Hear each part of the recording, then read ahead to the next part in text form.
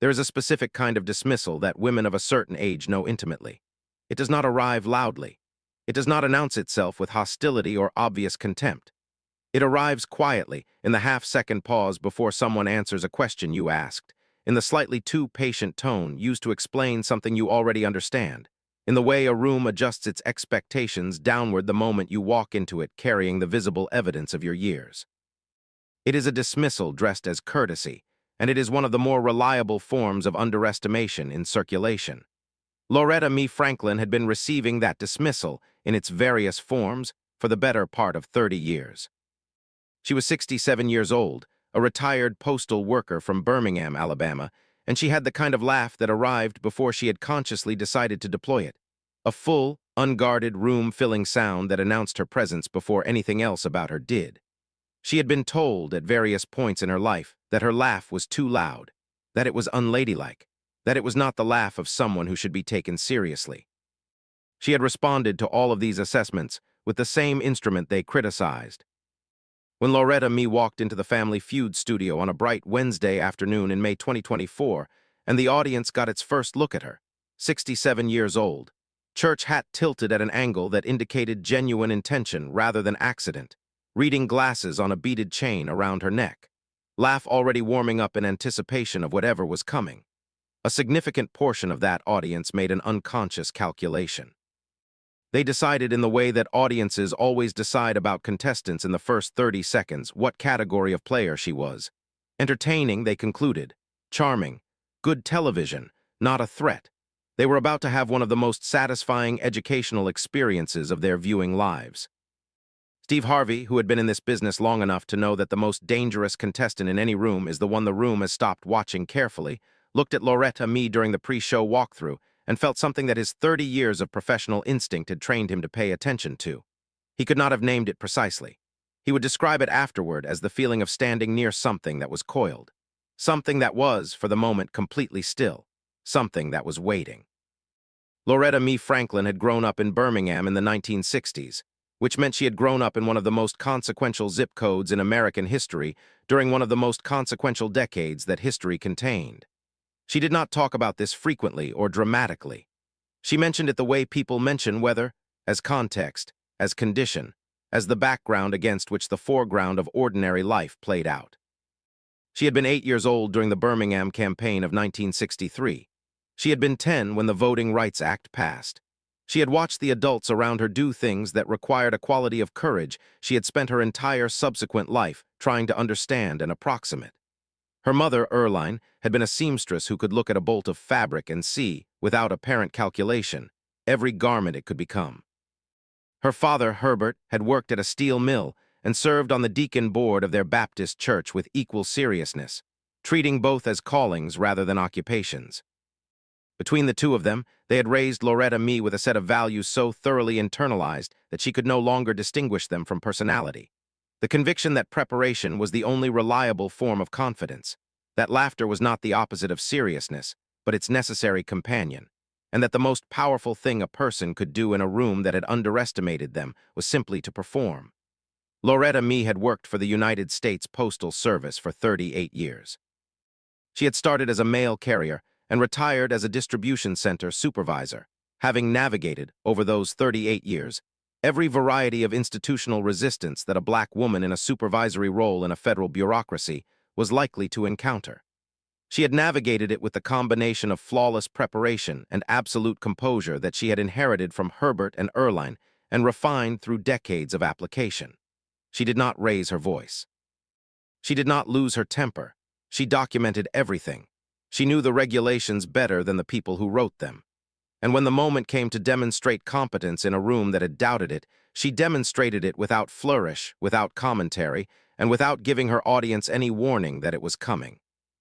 She had retired 4 years earlier and had promptly filled the resulting vacancy in her schedule with the activities she had been postponing for 38 years.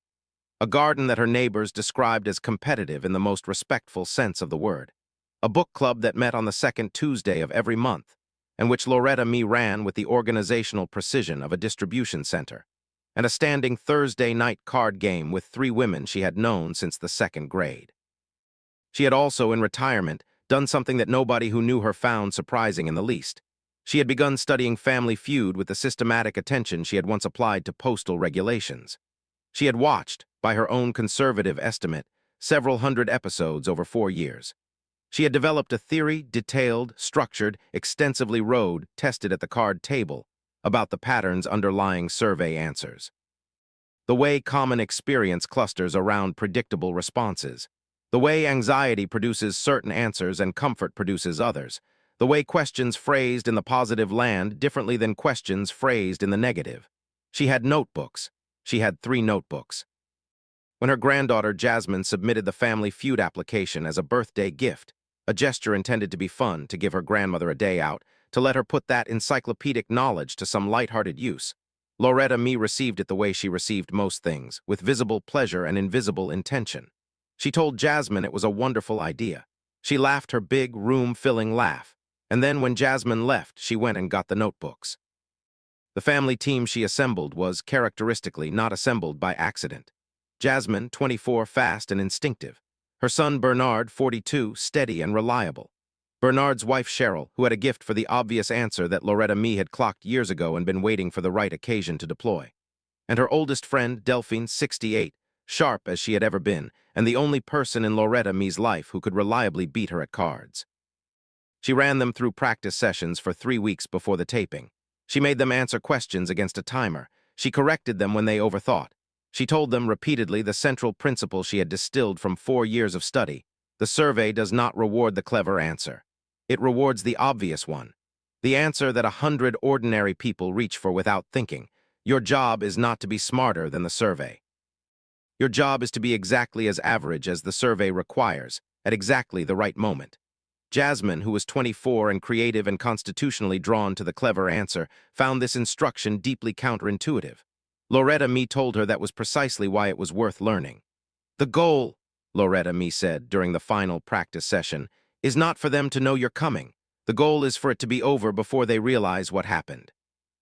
Delphine from the corner of the room laughed and said, "Lord help whoever's on that stage with you." Loretta Me smiled. "They'll be fine," she said. "They just won't see it coming." The Franklin family arrived at the studio in a state of cheerful, well-organized readiness that looked, to the casual observer, like ordinary excitement. The pre-show interview delighted the production staff.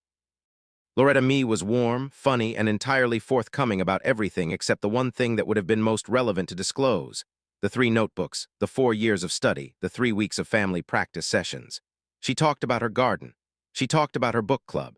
She laughed her laugh at regular intervals, and the production staff laughed with her, and the general impression she left in that interview room was of a woman who had come to have a good time.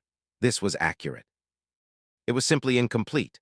The opposing team, the Mercer family from Denver, an energetic group led by a 40-year-old contractor named Gary who had the competitive instincts of someone who had played organized sports well into his 30s, received their first look at the Franklin family in the pre-game lineup and made the same unconscious calculation the audience had made. They were warm in their assessment. They were friendly. They were, Loretta Me noted privately, not worried. She noted it without judgment. She had spent 38 years being not worried about. The main game began with the Franklin family winning the first face-off. Bernard, standing at the center podium, answered the opening question, name something you find in a junk drawer with batteries, before Gary Mercer had fully formed the thought. Steve Harvey looked at Bernard with mild surprise. Bernard stepped back with the composed expression of a man who had been drilling this for 3 weeks and was executing the drill. What followed was not a rout. The Mercer family was good, genuinely good, quick and coordinated and competitive in the way that families become when they have practiced together and care about winning. They took round 2 with 4 consecutive correct answers that pushed the score in their direction and made the Franklin side of the stage recalibrate. Steve Harvey moved between the 2 families with his characteristic ease, conducting the game with one eye on the score and one eye on the room, doing what he always did, reading what was present and responding to it. What was present on the Franklin side of the stage, he was increasingly aware, was something controlled, something that was performing looseness rather than feeling it.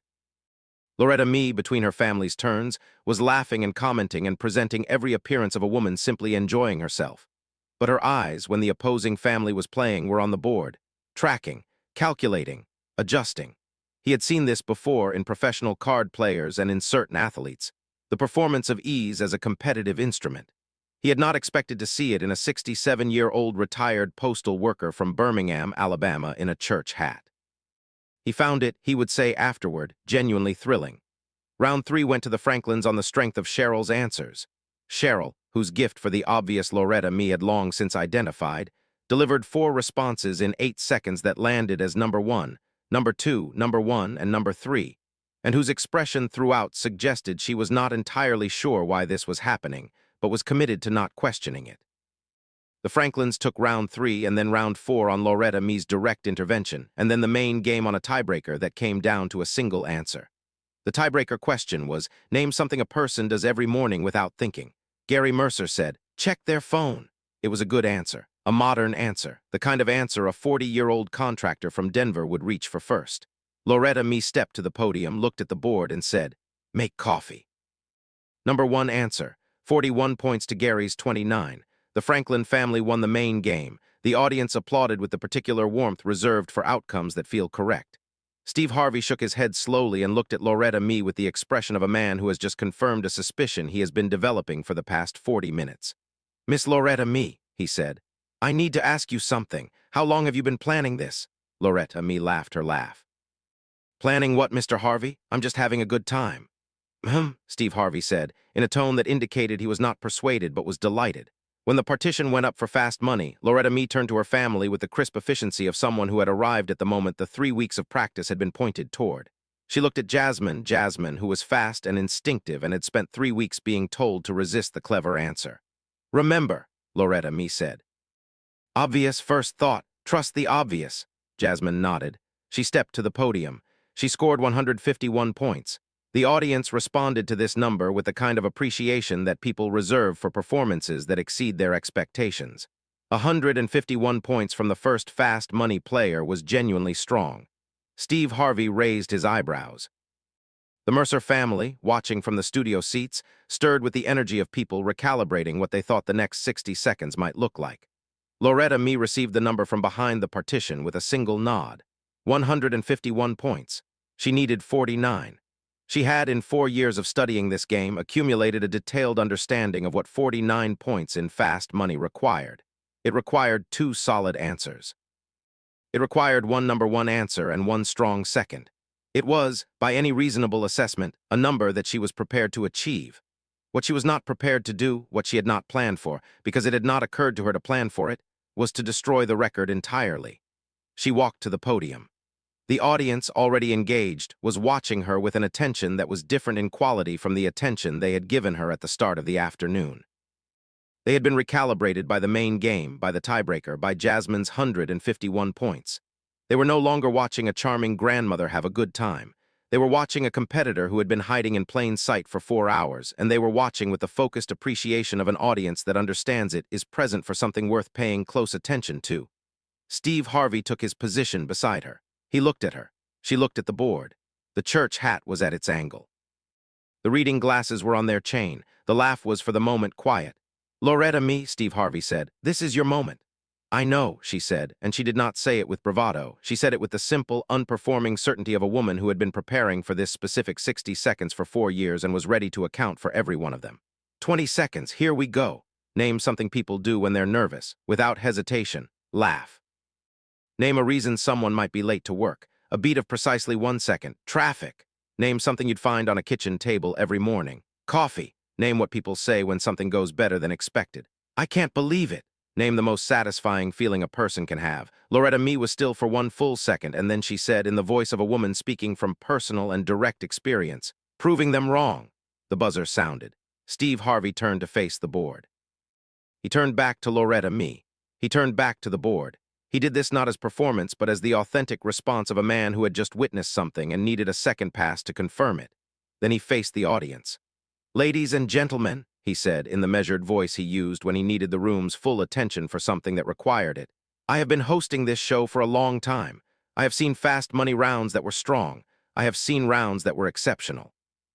I have seen 3 perfect scores in my years behind this microphone. He paused. I need everyone in this room to understand what just happened, because what just happened may be the most complete performance I have ever witnessed in this game. He turned to the board. He read the answers. Laugh, number 1 answer, 38 points for something people do when they're nervous. The audience applauded. Traffic, number one answer, 44 points, for a reason someone might be late to work. The applause climbed. Coffee, number one answer, 47 points, for something on a kitchen table every morning. 3 rows of people were on their feet. I can't believe it, number one answer, 29 points, for what people say when something goes better than expected.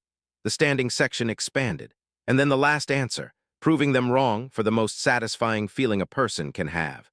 Steve Harvey let the pause extend for exactly as long as the moment required. He had been in this business long enough to know when a pause was justified by what it was holding. He held it. 200 people held it with him. Then the board turned. Number one answer, 51 points. Total fast money score, 209 points. Combined with Jasmine's 151, the Franklin family's fast money total was 360 points. The highest combined fast money score in the show's recorded history at that time, achieved with 5 consecutive number one answers from a 67-year-old woman in a church hat who had spent 4 years studying this game in notebooks that nobody knew existed. The studio did not so much erupt as detonate. 200 people were on their feet simultaneously, which is not always how these things go. Usually the standing ovation builds from a section, spreads, reaches critical mass. This one was immediate and total, the way a crowd rises when something happens so quickly and completely that the individual decision to stand is replaced by the collective one.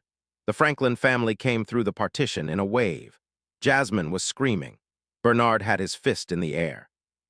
Cheryl was crying in the specific way of someone who had suspected something extraordinary was possible, and has now had the suspicion confirmed beyond all reasonable expectation. Delphine, who had driven to the studio with the family and was watching from the audience seats, stood up and said something that the microphones did not capture, but which was later reported by several people nearby as the best single sentence uttered in the building that day. Steve Harvey was laughing. He was laughing in the unguarded way that only genuine surprise produces, a full, real, slightly helpless sound that the audience mirrored back at him. He looked at Loretta Mee. Loretta Mee looked at him. Her laugh, the laugh that had been too loud and too unladylike and not the laugh of someone who should be taken seriously, was filling the studio with a sound so complete and so earned that it seemed to answer, definitively and at considerable volume, every version of that assessment she had ever received. "Miss Loretta Mee," Steve Harvey said when the room had settled enough to allow words, "I need to understand something. The notebooks." Loretta Mee tilted her head. "What notebooks?" "The ones your granddaughter told me about during the pre-show interview." A brief pause. Then Loretta Mee looked at Jasmine with an expression of fond, theatrical betrayal. Jasmine covered her mouth. "3 notebooks," Steve Harvey said. "For years," Loretta Mee confirmed. The audience roared. "You studied for this." "I prepare for things," Loretta Mee said. "I have always prepared for things. That is not a strategy. That is a character trait." "And in all that preparation," Steve Harvey said, "in 4 years of studying this game, did you think you would get a perfect score?" Loretta Mee considered this with genuine seriousness for a moment. "I thought I would do well," she said. "I did not think about the record. I thought about the questions. If you take care of each question, the score takes care of itself." Steve Harvey looked at her for a long moment. Then he said, "That is the most fundamentally correct thing anyone has said on this stage about this game in the entire time I have been hosting it." He turned to address the audience directly, in the register he used when he wanted to say something he meant beyond the game. "Let me tell you what you just watched," he said. "You watched a woman who walked into this building and let every single person in it decide she was not a threat. She laughed. She joked. She wore the hat. She let you think you knew exactly who she was and exactly what she was capable of. And then when it was time, when the 60 seconds arrived that all of it had been pointed toward, she delivered one of the most complete performances this game has ever seen." He paused. "That is not luck. That is not beginner's instinct. That is 38 years of learning how to be underestimated and what to do when the moment comes." He looked at Loretta Mee. "They never saw you coming." Loretta Mee laughed. "Mr. Harvey," she said, "they never do." The episode aired 3 weeks after the taping. The clip of Loretta Mee's Fast Money round, and specifically the reveal of the 5th answer, proving them wrong, number one, 51 points, became one of the most shared family feud moments in the show's digital history. But unlike the reunion clips that dominated the show's viral catalog, this one was not shared primarily with notes of grief or longing or emotional recognition. It was shared with notes of exhilaration, with captions that read, "This is the energy, and I need this woman's confidence, and she planned this for 4 years." It was shared most frequently, the analytics showed, by women between the ages of 45 and 70. The demographic that the 45-65 targeting framework described as the show's core audience received Loretta Mee's performance not as entertainment, but as representation, as a precise and satisfying image of something they knew about themselves, and rarely saw reflected back at them with this degree of public completeness. The notebooks became their own cultural moment.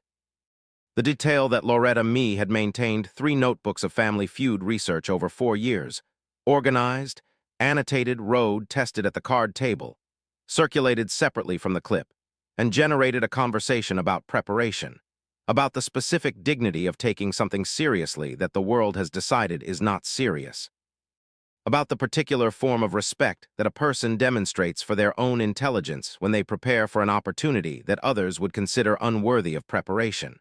Loretta Mee received interview requests from 14 different media outlets in the first week.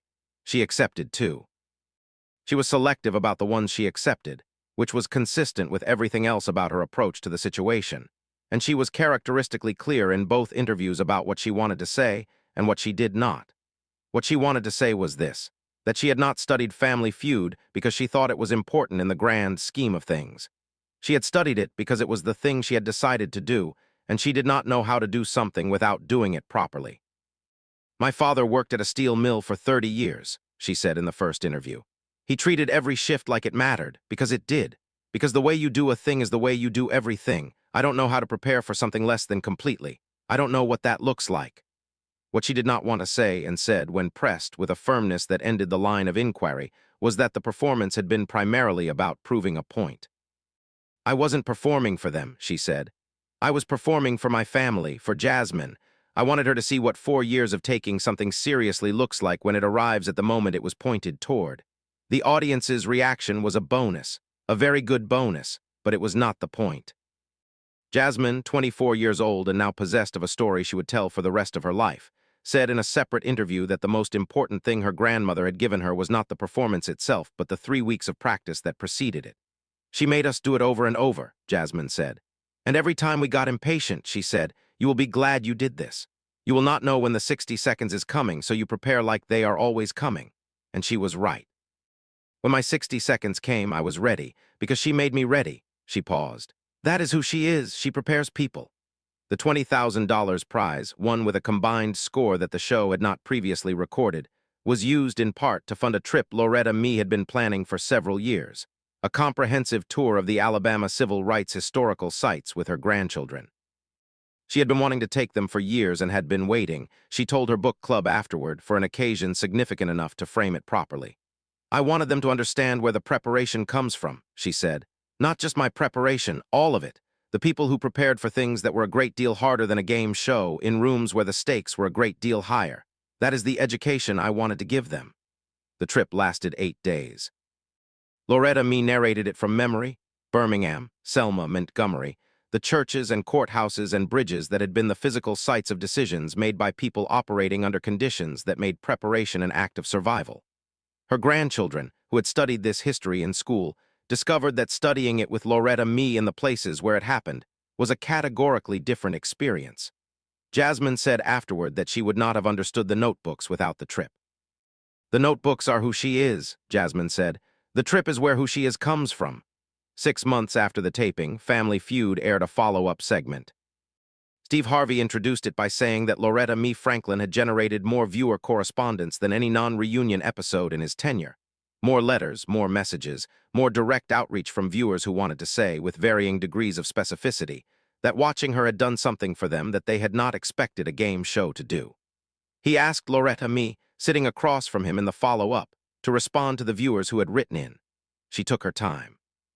She was wearing, the production team noted, the same church hat. "I want to say something to the women who wrote in," she began. "I know what you recognized. I have lived inside the same thing you recognized. The assumption that because you are a certain age or a certain size or a certain kind of woman, the assumption that the best of what you are capable of is behind you. That the most interesting thing you have ever done has already happened. That you are the context now, not the story." She looked directly at the camera. "I want you to know that is incorrect, and I want you to know that the correction does not arrive through argument or through complaint. It arrives through performance, through being so completely prepared, so absolutely ready, that when the 60 seconds comes, there is simply no question about what is happening and no way to misread it." She paused. "Get your notebooks," she said. "Whatever your notebooks are." Whatever the thing is that you have been taking seriously when nobody was watching, keep taking it seriously. The 60 seconds is coming. You want to be ready. Steve Harvey looked at her for a moment after she finished. He had interviewed thousands of people in his career across multiple formats, and he had a calibrated sense of when someone had just said something that would outlast the segment it was said in. The 60 seconds is coming, he repeated. I'm going to be thinking about that for a while. Good, Loretta Me said. She laughed. The room laughed with her. The notebooks, all three of them, plus a fourth that she had begun in the months following the taping, were donated the following year to the Birmingham Civil Rights Institute, which accepted them as part of a permanent exhibition on the theme of everyday excellence and the forms that legacy takes when it is not directed toward public recognition. The exhibit's curator noted, in the accompanying documentation, that the notebooks represented something the institution was particularly interested in preserving. Evidence of rigorous private preparation by a person who had no expectation of an audience, who prepared because preparation was what she believed the thing deserved, and who happened, on one Wednesday afternoon in May, to have an audience that was large enough to watch what decades of that preparation looked like when it finally, completely, and irreversibly arrived. Loretta Me's last answer on that fast money board, proving them wrong, was, she said in a later interview, the only answer in the round that she had not specifically prepared. The others she had encountered in her research and had practice answers for. That one had arrived in the moment, spontaneously, in the way that the deepest truths sometimes arrive, not summoned but released by a question precise enough to ask for them. It is the most satisfying feeling, she said, when the interviewer asked her to confirm whether she had meant it as a general answer or a personal one. She smiled. Both, she said.